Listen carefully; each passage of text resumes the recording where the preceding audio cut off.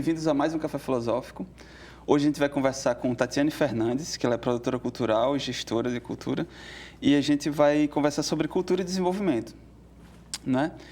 Bem-vinda ao Café Filosófico, Tatiane. Muito bom ter você aqui com a gente. Então, existe um senso comum, né? Parece que é praxe pensar que as engenharias e as ciências, apesar de algumas controvérsias nisso, né? Com o governo atual, mas são motores para o desenvolvimento. Agora, como é que a cultura funciona dessa forma, né? Na verdade, olhando por um prisma para falar sobre verdade, né? Que quem somos nós, mas a própria produção cultural, ela se põe como profissão, me parece, como algo meio enigmático, assim, no sentido de que a cultura se faz pela própria vida, não é? A gente é um ser cultural, né? De todas as formas, pelo que gesticulamos e tudo mais. Então, a expressão cultural no sentido antropológico do que a palavra, realmente ela é amplo, e daí produtor cultural seríamos todos nós. E eu acho que no desenvolvimento da sociedade humana, assim, nesse processo do que foi talvez chamado de construção das civilizações, né? Nós fomos repartindo os conhecimentos em caixinhas e colocando algumas caixinhas em determinados pedestais. Talvez a engenharia tenha ficado num destes, né? E talvez apartado de questões essenciais, né? Acho que vamos dizer, a física e as engenharias que são muito, se bebem muito da física, a física vem muito de um lugar da curiosidade humana sobre os efeitos da própria existência, da própria vida, né? Quer dizer, a gente fala aí das 3 maçãs, né? Como as questões das grandes descobertas, e vamos falar da gravidade, né? Da maçã, da gravidade, a maçã que cai, quer dizer, o estudo da vida, na minha visão, assim, pensando na produção cultural, ela parte justamente da curiosidade pela própria existência. Então, as grandes descobertas científicas estão intrinsecamente ligadas por perguntas que seres, assim, que estudam e dedicados a descobertas, eles vão se perguntando por quê? Por que isso acontece? Como isso acontece? Ou, muitas vezes, para que isso acontece, né? Então, dentro do que a gente foi separando nas caixinhas do desenvolvimento, as civilizações foram colocando estrelinhas em determinados conhecimentos e talvez desconectando o próprio sentido essencial de alguns outros. E se a gente for olhar para as ciências de uma maneira ampla, ou das próprias operações da civilização, só a ciência e a arte são capazes de promover uma luz para além do que nós já estamos. Né? É a investigação científica que questiona, que diz, espera aí, por quê? Por quê? Não é? E com isso joga uma luz para algo que não está agora, mas estará no futuro. Existe uma semelhança entre o cientista e o artista, né? Indivíduos extremamente dedicados a um ofício. E com essa curiosidade como uma luneta, né? Como uma fonte de luz que aponta para algo que ainda não está. Né? Em conversas assim, a gente discute sobre se a arte, ela em si, é a engrenagem motriz para a transformação. Exigiria de nós muita dedicação para responder, mas que indiscutivelmente as artes apontam para algo que está por vir, isso é indiscutível. Se a gente pegar a Itália na Idade Média e ver como que se construiu o renascentismo, como ele se colocou e o que ele significa até hoje, se a gente pegar o que era o mundo e a humanidade como vivia na época da Idade Média, e como o renascentismo coloca nas diversas linguagens artísticas, seja na música, nas artes visuais, nas danças, no que tinha de expressão artística, na literatura, naquele momento, você vai ver que o renascentismo, se a gente for encaixar a Idade Média e o renascentismo, talvez eles não se encaixem. Não se encaixem. E você falou isso na abertura, assim, sobre o nosso momento atual. É como que hoje a gente está buscando jogar uma luz para o futuro Eu sou uma pessoa otimista, esperançosa, assim, né? Às vezes fica mais difícil acreditar em determinadas coisas. Mas, olhando por esse aspecto, eu quero dizer assim, eu não creio que as pessoas se dedicam a fazer o mal pelo mal. Eu acho que algumas atrocidades que a humanidade cometeu, inicialmente, elas não começaram como uma coisa para o mal. Uhum. Né? Eu acho que a gente construiu algo que por estar distante da arte e da cultura, seja tão poderoso na sociedade, que essa relação com o poder, e essa relação com o poder inebriante, não é? Uhum. E talvez isso tenha gerado tantas atrocidades nas histórias todas que a gente viveu, e aí a gente pode destacar as duas grandes guerras como motivos, assim, uhum. né? Quer dizer, o poder, ele inebria de tal forma que a pessoa chega num limite atroz, que você não imagina que aquilo vai acontecer.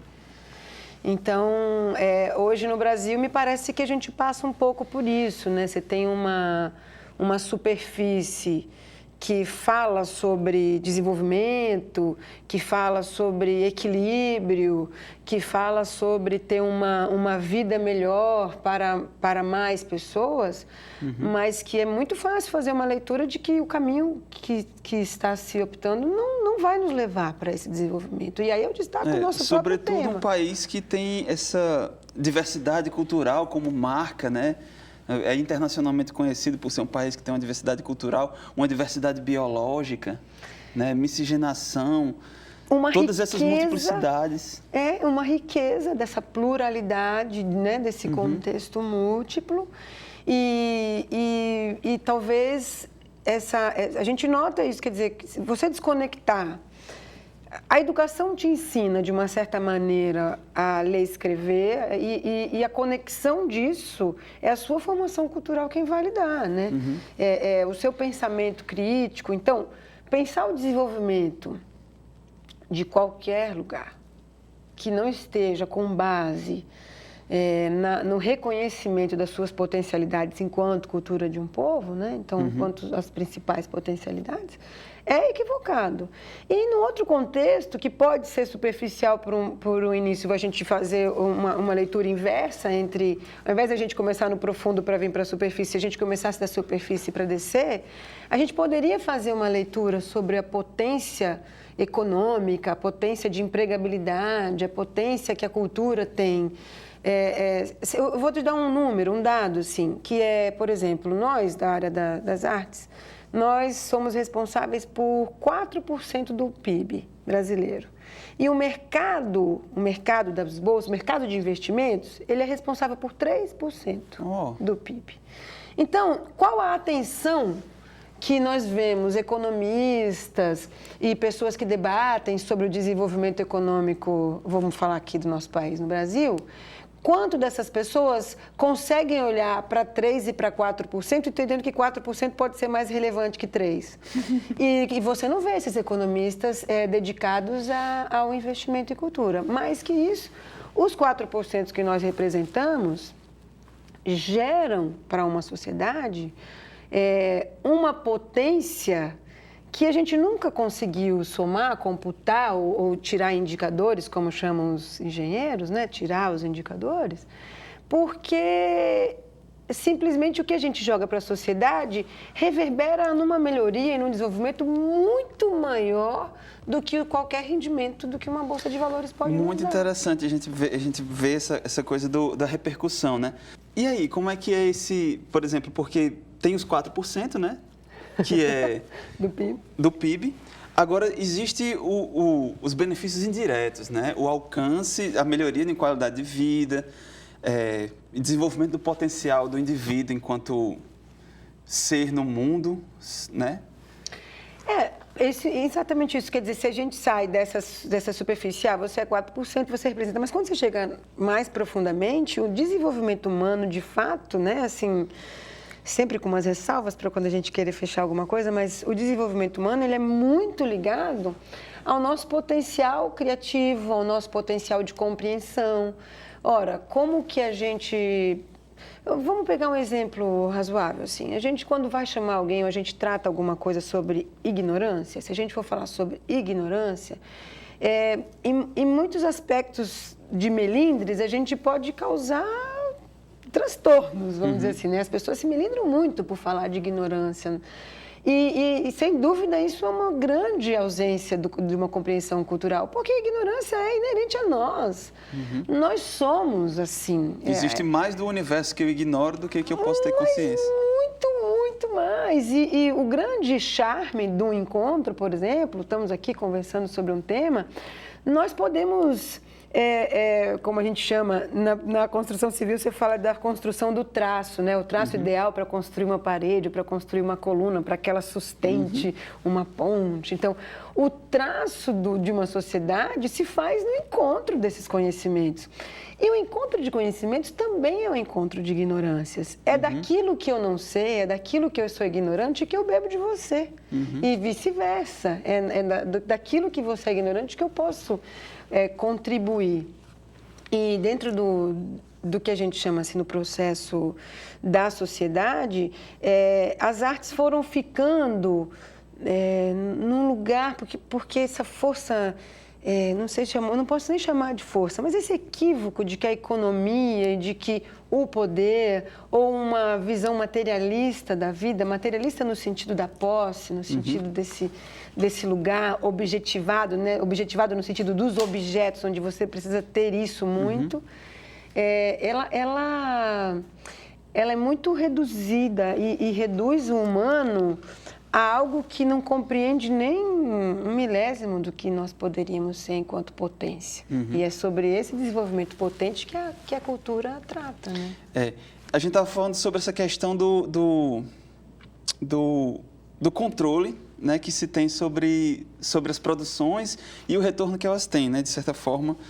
Na cultura, na arte, é praticamente imprevisível o que é que o indivíduo vai fazer, como é que ele vai se expressar e o impacto que isso vai ter.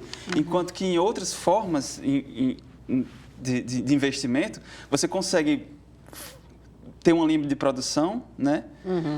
Montar uma linha de produção, uma metodologia de produção, com um controle de qualidade, etc. e tal, e ter tudo sob controle. Esses indivíduos estão sob meu controle. Agora, o artista, ele surge, às vezes, de um indivíduo que está lá no interior do Valparaíso, né, como o Moacir, e ele começa a pintar, e isso, para além da comunidade dele, tem uma repercussão internacional, e o indivíduo movimenta as finanças de uma comunidade independente das forças do Estado, né? Esse ponto que você traz para a gente refletir tem a ver um pouco com esse processo criativo, né? Que ele é completamente independente. Nos nossos debates de cultura aqui no Rio Grande do Norte, a gente trata muito sobre o sagrado, né? O que conecta. O sagrado num aspecto do mistério, né? Quer dizer, como é essa vida e da onde a gente realmente tira tudo isso de pensar, sentir, ter esses 5 sentidos que nos inspiram. E realmente a expressão artística, ela surge ela brota como um diamante, como algo inesperado, totalmente inesperado, e que sem dúvida nenhuma pode refletir.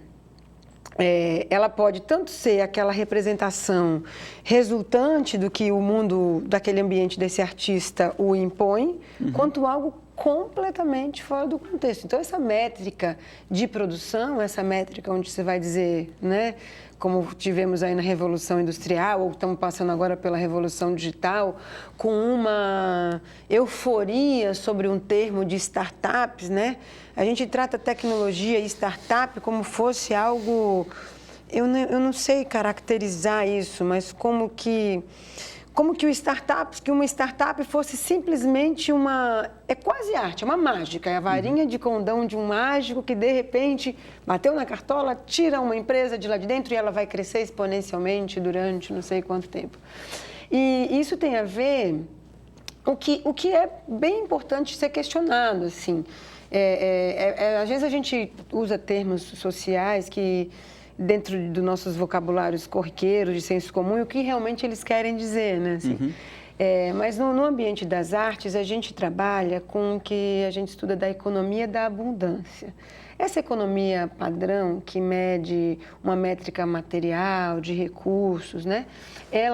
Nossa economia, essa dos recursos, do mundo do capital, ela se faz da escassez. E é isso mesmo que é a economia mundial. Porque faltar uma coisa, aumenta o preço dela. E outra, se você vai produzir aço, o aço você extrai da natureza, e aquele aço que você usou não nasce de novo. Aquele aço, quanto mais você tira, menos ele tem. Então, na verdade, essa produção nossa, que é extrair do planeta, extrair da natureza ou da nossa vida primária, bens, recursos e tudo mais, para transformar em bens de consumo e tudo mais, é escasso, uma hora acaba. A água no planeta, por mais que tenhamos, ela é escassa. Então, a economia da escassez, ela trata disso. Um outro dado importante, só para ilustrar, 65% da água que o mundo consome é consumida para a agricultura, mas ninguém fala isso. Então, a gente precisa entender o que a gente produz de agricultura, o tanto que a gente produz que não é consumido porque é jogado fora e o quanto a gente morre de fome porque não tem a comida para comer. Então, e ainda porque tem que ser jogado fora para manter o preço. E ainda consome 65% da água do planeta. Então, equilíbrio, que eu acho que muitas pessoas defendem sobre o desenvolvimento, tem que se pensar nisso. Para que eu produzo muito mais do que eu consigo vender? Enfim, por que tem gente que não tem acesso a essa sobra, e por aí vai. Mas a economia das artes, nós, do mundo artístico, a gente trabalha com uma economia que é a economia da abundância. Um poeta, quando ele escreve um poema, muito menos um poema, ele vai ter mais poesia para dar. Um músico, ao construir uma música, ao ligar notas, muito mais conexões e possibilidades se fazem a partir daquela conexão que ele revela cria. Todo um encadeamento anterior de arte e abre possibilidades, né? Causa inspirações. Para mais e mais. Né? Se você vir na nossa música ocidental, você tem uma escala de 7 notas. Na música oriental, você tem uma escala de 5 notas. Mas nós somos capazes de criar infinitas músicas e até hoje, e pode ser popular, erudita, contemporânea, conceitual, com letra, instrumental, e daí você pode devagar na área da música, mas com 7 notas, uma escala de 7 notas, a gente consegue ter o infinito. Isso significa a economia da abundância.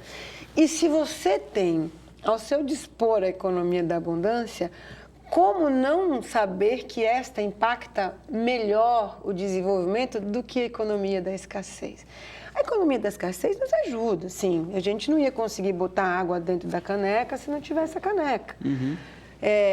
Mas eu só preciso de uma, não preciso de milhares de canecas para jogar fora, né? Agora, tudo isso a gente entra num âmbito aí mais complexo. Inclusive porque você tem, por exemplo, nessa coisa da arte, né? Do pensamento artístico, de questionar os paradigmas, de jogar essa luz no futuro e tal, você tem um exercício, né, de uma busca que talvez, se for transposto para as nossas relações com a economia da escassez, a gente possa encontrar paradigmas que possam ser vencidos, que possam levar a gente a desperdiçar menos, por exemplo. Sim. Não é? Porque a gente, às vezes, tem uma quantidade de desperdício por causa de uma tradição que a gente tem, né, de uma necessidade de fazer a coisa de acordo com um determinado paradigma. E se eu questionar isso, se eu jogar uma luz para o futuro e for ser o ser do futuro, eu não vou precisar mais desperdiçar tanto metal e tanta água. Exato. Né? Vamos fazer um paralelo aqui, por exemplo, e isso é um dado cultural, né? Nós, no Brasil, nós nunca vivenciamos uma grande guerra, assim, né? Nós nunca fomos bombardeados, a gente não tem grandes acidentes naturais. E você pode notar, vou dar um dado assim que pode parecer até engraçado.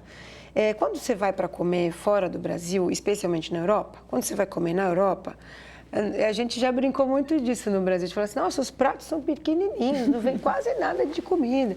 Mas isso é um reflexo de que você aprende que é possível comer Menos. E não é porque você vai ficar menos saudável. Não tem nada a ver com isso. Claro que a grande alta gastronomia, ela está num campo de uma descoberta de prazeres, né? A gastronomia, ela caminha por aí. Mas isso de você reduzir o prato, se a gente for buscar na cultura europeia, por que que os pratos são servidos de pouquinhas quantidades, tem a ver especialmente com quanto eles tiveram que otimizar uma batata para comer durante uma semana em 5 pessoas numa casa. Aí você aprende que você pode ir cortando. Não estou fazendo aqui uma apologia de que a gente tenha que reduzir. Racionar. Não é nada disso.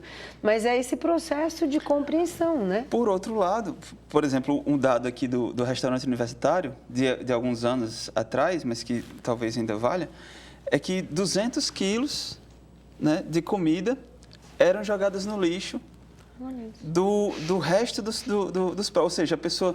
o prato do francês é bem pequenininho, tem bem pouquinha comida e tal, não sei o quê. O meu prato aqui é farto. Eu encho o meu prato para comer uma porção de francês e jogar o resto fora. E aí, talvez uma pergunta interessante para se fazer agora seja sobre o rumo, né, como é que vai ser agora? Porque a educação está sofrendo cortes duríssimos, né? A cultura sempre foi uma coisa que se reclamou um pouco mais de investimento, sempre se reclamou um pouco mais de investimento. Todos os governos anteriores, qualquer que fossem os seus posicionamentos, e sempre foi escasso, né? A coisa era sendo entregue assim de muito pouquinho em muito pouquinho. Qual a perspectiva agora? Como é que se planeja fazer para a gente poder continuar tendo acesso ao que talvez seja uma das coisas mais importantes que a gente tem para viver, né? Olha, eu acho que o momento, assim, tratando assim, de um recorte temporal, o momento exige muita sabedoria nossa, né? Acho que primeiro alerta é nós sairmos da polaridade. Segundo alerta é a gente ter escuta. Eu diria assim, é preciso ter escuta. O terceiro alerta, eu falo isso muito nos fóruns de cultura que eu contribuo, é que nós possamos nos deixar permeáveis. Por mais diferente que o meu pensamento seja do seu, nós não precisamos ir às vias de fato para ter uma boa conversa e encontrar um caminho de consenso plausível. Na área da cultura, você fez uma ótima leitura. Assim, a fonte de recursos sempre foi muito, muito, muito limitada. E por isso eu acho a economia criativa, né? Assim, que surgiu e você vai inventando coisas e fazer. Eu creio que num processo de alta pressão, como a gente está passando agora no Brasil, o que vai acontecer é uma explosão criativa. Eu acho que muito mais que nos fazer produzir menos, esse momento vai nos fazer produzir mais.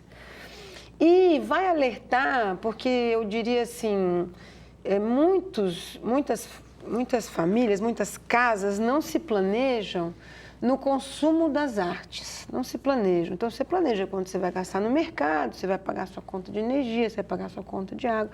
Você planeja um orçamento familiar para usar roupas e tal, mas você não planeja, eu vou gastar R$50 numa obra de arte por mês, seja uma peça de teatro, seja um espetáculo de dança, enfim. E a gente sabe que nem necessariamente precisa de dinheiro, às vezes é só você reservar um tempo, dedicar um pouco, né? Por exemplo, as temporadas da nossa Orquestra Sinfônica do Estado do Rio Grande do Norte são concertos gratuitos. Então, 1.500 pessoas todo mês têm acesso gratuito àquele conteúdo. Então, eu acho que, inclusive, esse momento de pressão vai alertar pessoas que talvez fossem mais conectadas ao consumo da arte, mas que estavam distraídas com outros prazeres da vida, né? Pela própria condição que nós estávamos vivendo, estavam mais distraídas no consumo. Eu acho que nisso, na parte objetiva do que isso vai resultar da pressão que essa visão de governo tem nos imposto. Mas eu acho que na parte da gestão em si, assim, realmente é delicado que os governos, de uma maneira ampla e geral, consigam olhar para a cultura como algo muito básico e essencial para o desenvolvimento.